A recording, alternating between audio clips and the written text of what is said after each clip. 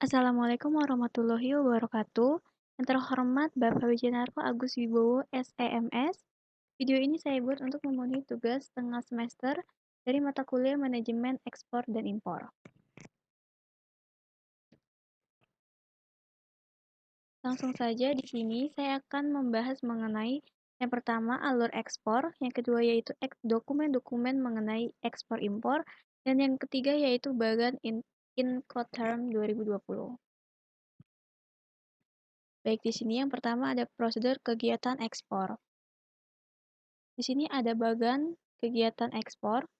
Prosedur ekspor adalah langkah-langkah atau persyaratan-persyaratan yang harus dipenuhi untuk melaksanakan kegiatan ekspor barang. Prosedur ekspor termasuk pengurusan dokumen-dokumen ekspor, persiapan barang ekspor, dan hal pembiayaan.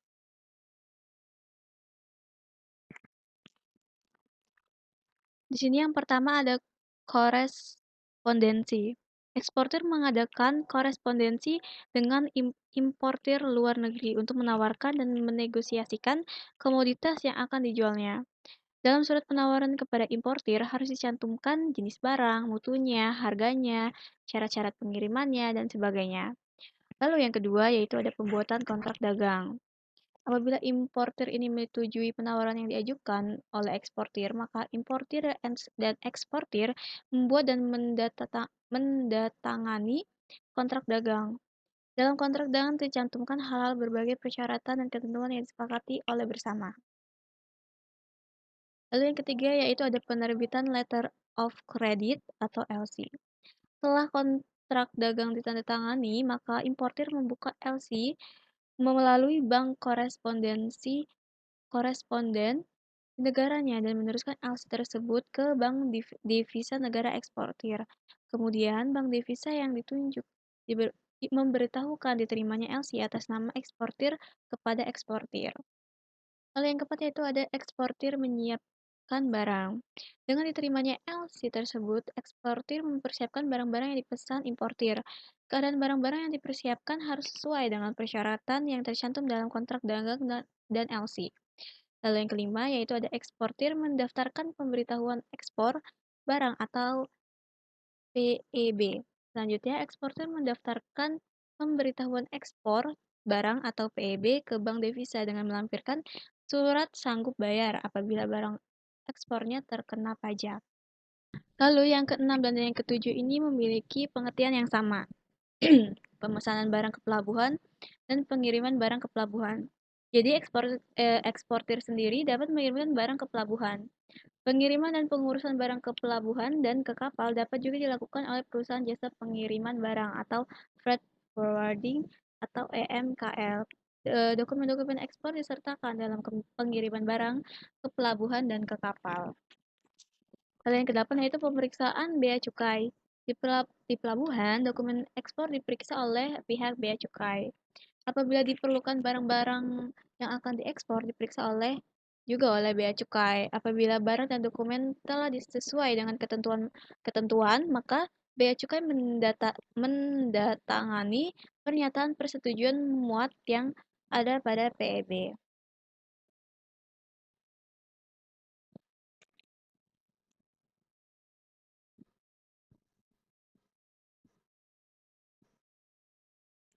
Lalu yang kesembilan, di sini ada pemuatan barang ke kapal.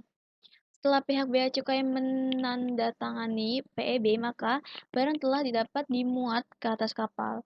Segera setelah barang dimuat kapal, pihak pelayaran menerbitkan draft Bill of Lading atau BL yang diserahkan pada eksportir. Setelah itu, eksportir menukarkan Mat Receipt dengan Master Bill of Lading kepada FCL atau Host Bill of Lading pada LCL. Dan yang ke-10 ada surat keterangan asal barang atau SKA. Eksportir sendiri atau freight forwarding atau EMKL, pemuatan barangnya adalah mengajukan permohonan ke kantor wilayah Departemen Perindustrian dan Perdagangan atau kantor Departemen Perindustrian dan Perdagangan untuk memperoleh SKA apabila diperlukan. Lalu yang ke-11 yaitu pencairan Letter of Credit. Apabila barang sudah dikapalkan, maka eksportir dapat ke bank untuk mencairkan LC. Bila at site, LC dokumen-dokumen yang diserahkan adalah BL. Lalu komersial invoice, packing list, dan PEB, dan lain-lain. Lalu yang ke-12 yaitu pengiriman barang ke importir. Barang dalam perjalanan dengan kapal dari negara eksportir ke pelabuhan di negara importir.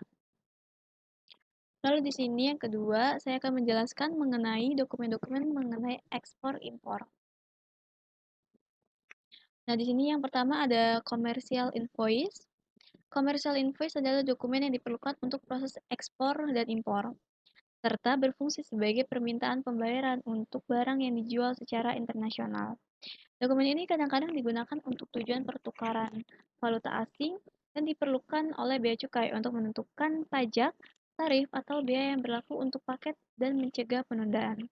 Lalu yang kedua yaitu packing list. Dokumen ini berisikan rincian spesifikasi barang ekspor sesuai dengan invoice.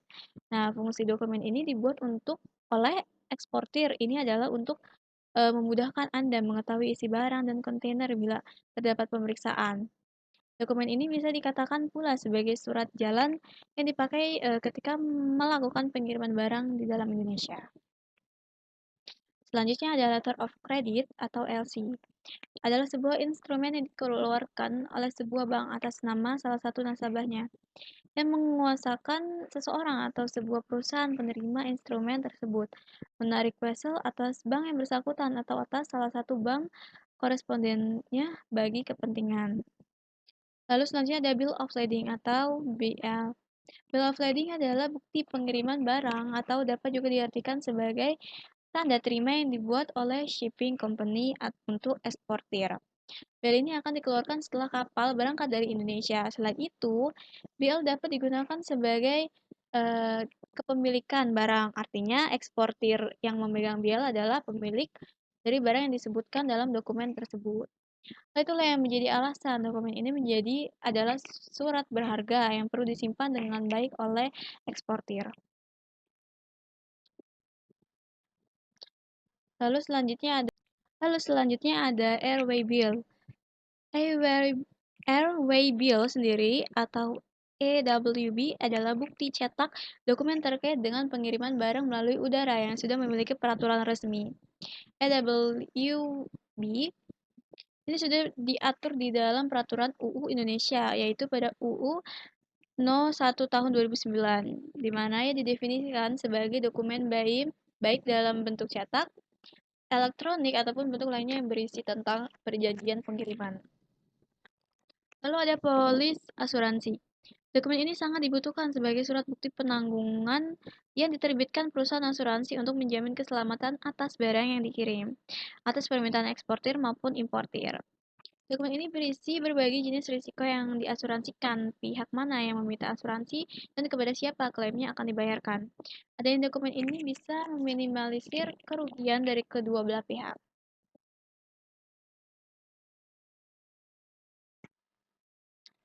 Lalu di sini ada shipping instruction.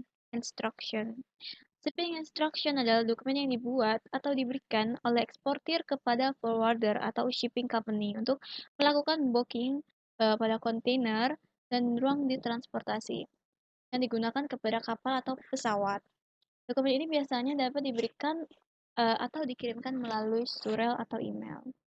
Lalu selanjutnya ada sertifikat of origin atau COO. Dokumen ini berisi keterangan bahwa barang yang diekspor berasal dari Indonesia. Nah, SKA akan dikeluarkan oleh Dinas Perindustrian dan Perdagangan atau Disperindak, kabupaten atau kota atau provinsi. SK atau SKO berfungsi untuk importir agar memperoleh keringanan biaya masuk di negaranya hingga 0%. Nah, tergantung dengan kebijakan dari produknya sendiri. Akan tetapi, manfaat ini hanya akan berfungsi dengan negara yang telah menjalin kesepakatan kerjasama perdagangan dengan Indonesia dalam Free Trade Agreement. Dalam pembuatan dokumen ini, Anda akan dikenakan biaya kurang lebih 15.000 sampai 20.000 per dokumen sebagai penerimaan negara bukan pajak atau PNBP. Biaya tersebut berlaku apabila diurus secara mandiri dan manual di Disperindak. Lalu selanjutnya ada Certificate of Analysis atau COA. Dokumen ini adalah file yang berisi hasil analisis dari produk diekspor. Isi analisisnya pun dapat disesuaikan dengan permintaan si importir, namun secara umum isinya sesuai dengan standar wajib regulasi dari negara tujuan atau standar umum yang berlaku. Dokumen COE biasanya diperlukan untuk produk hasil industri kimia atau pertanian. Oleh karena itu, dokumen ini biasanya dapat diminta dari pihak produsen yang diurus secara langsung oleh eksportir melalui laboratorium independen yang sudah terakreditasi. Lalu selanjutnya ada Phytosanitary Certificate. Sertifikat fitosanitari adalah dokumen yang dibutuhkan pada produk pertanian seperti rempah, buah segar, dan sebagainya. Fungsi dari dokumen ini adalah untuk menjamin bahwa produk yang diekspor terbebas dari jamur, kuman, dan bakteri. Selain itu, untuk produk pertanian dokumen ini pun diperlukan pada produk hewani.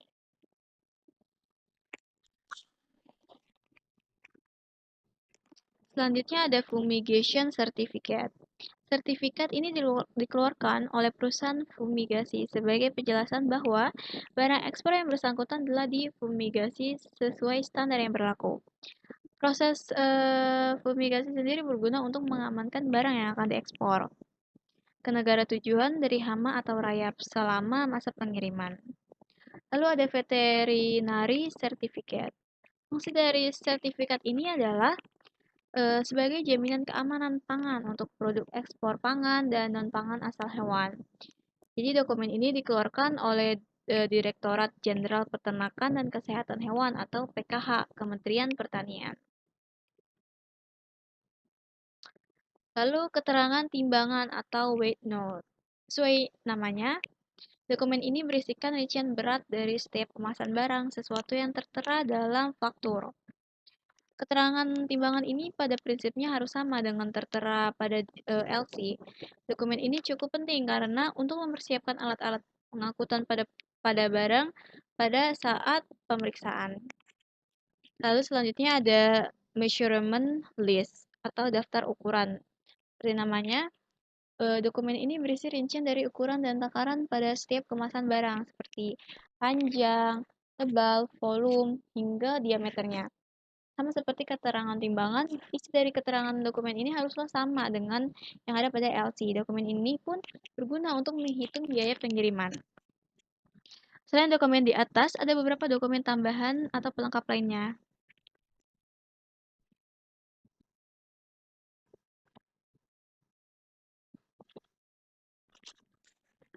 Nah, selain dokumen di atas, ada beberapa dokumen tambahan atau pelengkap lainnya. Namun, dokumen ini tergantung pada kebutuhan setiap yang bersangkutan dalam proses ekspor impor ini. Kebutuhan dokumen tambahan harus betul-betul ditanyakan dengan importir, karena masing-masing memiliki regulasi dan kebutuhan permintaan yang berbeda. Lalu yang ketiga, di sini ada bagian Incoterm 2020. Nah, di sini saya akan menjelaskan mengenai EXW atau Xworks. Delivery atau risk Xwork adalah pihak penjual menyerahkan barang kepada pihak pembeli di suatu tempat seperti pabrik atau gudang penjual. Dan nama tempat penyerahan tersebut bisa di lokasi atau di tempat lain yang ditentukan oleh penjual.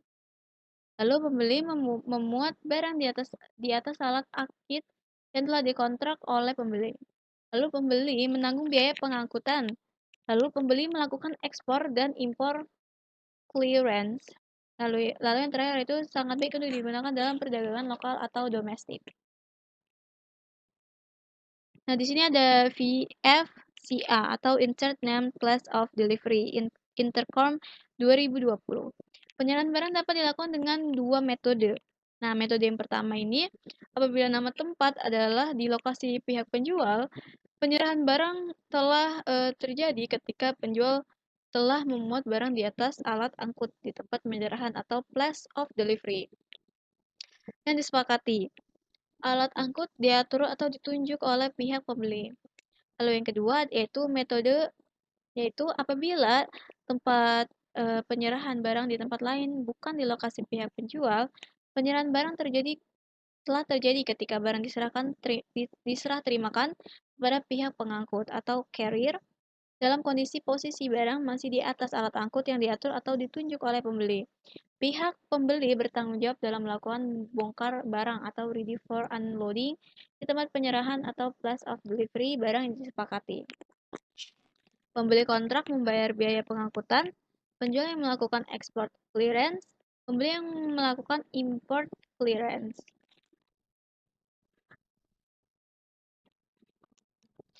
Lalu di sini ada FAS atau Free Alongside Ship.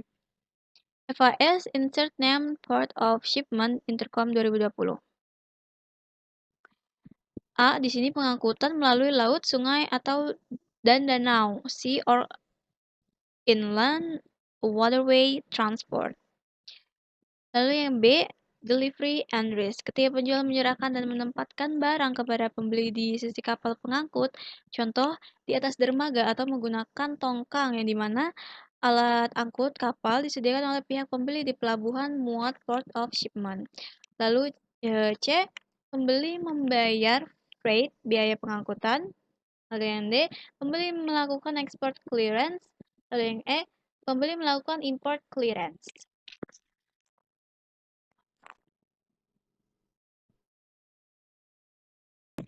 Lalu selanjutnya ada FOB atau Free On Board. FOB Insert Name Port of Shipment Intercom 2020.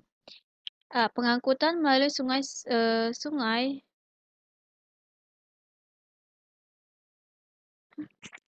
sama ya?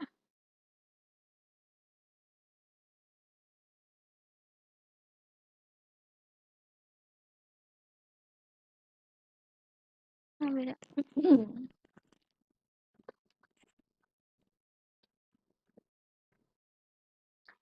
Lalu ada FOB Free On Board. FOB ini Insert Name Port of Shipment. Yang A, pengangkutan melalui sungai, laut, dan danau, sea or inland waterways transport only. B, titik penyerahan adalah ketika penjual menyerahkan barang kepada pembeli di atas kapal pengangkutan atau on board the vessel yang telah dipilih oleh pihak pembeli di pelabuhan laut atau named port of shipment. C, pembeli membayar biaya pengangkutan. D, penjual melakukan export clearance. E, pembeli melakukan import clearance. Lalu ada CFR atau Coast and Freight. Pengangkutan melalui laut, sungai atau danau, sea or inland waterway transport only. Dan B, risiko dan biaya pada lokasi yang berbeda atau risiko beralih on board vessel di pelabuhan muat, sedangkan cost atau biaya pengangkutan sudah dibayar oleh penjual sampai pelabuhan tujuan atau port of destination. Lalu titik penyerahan pada saat penjual menempatkan barang di atas kapal pengangkutan on board the vessel. Penjual membayar biaya pengangkutan namun tidak menanggung risiko pengangkutan. Penjual melakukan export clearance, pembeli melakukan import clearance. Selanjutnya di sini ada CIF atau Cost Insurance and Freight. A. Pengangkutan melalui laut, sungai, dan danau, sea or inland waterway transport only. And B. Risiko dan biaya pada lokasi yang berbeda, risiko beralih on board vessel di pelabuhan muat. Sedangkan kos biaya pengangkutan sudah dibayarkan oleh penjual sampai pelabuhan tujuan atau port of destination delivery when seller delivers the goods to the buyer on board the vessel.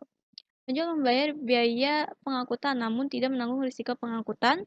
Lalu C, titik penyerahan pada saat penjual menempatkan barang di atas kapal pengangkutan on board the vessel. D, penjual menutup pertanggungan asuransi minimum cover insurance untuk risiko pengangkutan bagi pembeli against buyer's transport risk. Yang E, Penjual melakukan ekspor clearance CIF Tokyo Port Japan Intercom 2020. Pembeli melakukan import clearance CIF Tokyo Port Japan Intercom 2020. Lalu di sini ada CPT atau carriage paid to. Any mode or modes of transport. Sini NB pengalihan risiko dan biaya di tempat yang berbeda. Risiko beralih di tempat yang penyerahan barang kepada carrier, biaya dibayar sampai destinasi. Delivery and risk carriage paid to artinya risiko beralih kepada pihak pembeli pada saat penjual menyerahkan barang kepada pihak pengangkutan atau carrier. Dalam hal ini pihak penjual yang melaksanakan kontrak dan pembayaran alat angkut. Lalu penjual membayar biaya angkutan namun tidak menanggung risiko pengangkutan. Lalu penjual melakukan export clearance dan pembeli melakukan import clearance. Di sini ada CIP atau Carriage and Insurance Pay to any mode or modes of transport. Delivery and risk carriage pay to artinya risiko beralih kepada pihak pembeli pada saat penjual menyerahkan barang kepada pihak pengangkut atau carrier. Dalam hal ini, pihak penjual yang melaksanakan kontrak atau pembayaran alat angkut. Penjual membayar biaya angkutan namun tidak menanggung risiko pengangkutan. Penjual melakukan kontrak atau penutupan asuransi maksimum cover insurance di atas risiko pengangkutan untuk keuntungan pembeli. Lalu penjual melakukan export clearance dan pembeli melakukan import clearance. Lalu selanjutnya ada DPU atau Delivered at Place Unloaded. Any mode or modes of transport. Pengiriman ketika penjual menyerahkan barang dan risiko beralih kepada pembeli ketika barang telah ditempatkan atau unload tempat yang telah ditentukan oleh pihak pembeli atau named place of destination. Penjual membayar biaya pengangkutan, penjual melakukan export clearance, pembeli melakukan import clearance. Lalu di sini ada DAP atau Delivered at Place. Pengiriman ketika penjual menyerahkan barang dan risiko beralih kepada pembeli ketika barang telah ditempatkan di tempat yang sudah ditentukan oleh pihak pembeli atau named place of destination, ready for unloading. Penjual membayar biaya pengangkutan, penjual melakukan export clearance, dan pembeli melakukan import clearance. Lalu selanjutnya ada DDP atau Delivered Duty Paid. Pengiriman ketika penjual menyerahkan barang dan risiko beralih kepada pembeli. Ketika barang telah ditempatkan di tempat yang sudah ditentukan oleh pihak pembeli atau named place of destination. Penjual membayar biaya pengangkutan, penjual melakukan export clearance, pembeli melakukan import clearance. Sekian yang bisa saya sampaikan. Mohon maaf jika ada kesalahan. Terima kasih. Wassalamualaikum warahmatullahi wabarakatuh.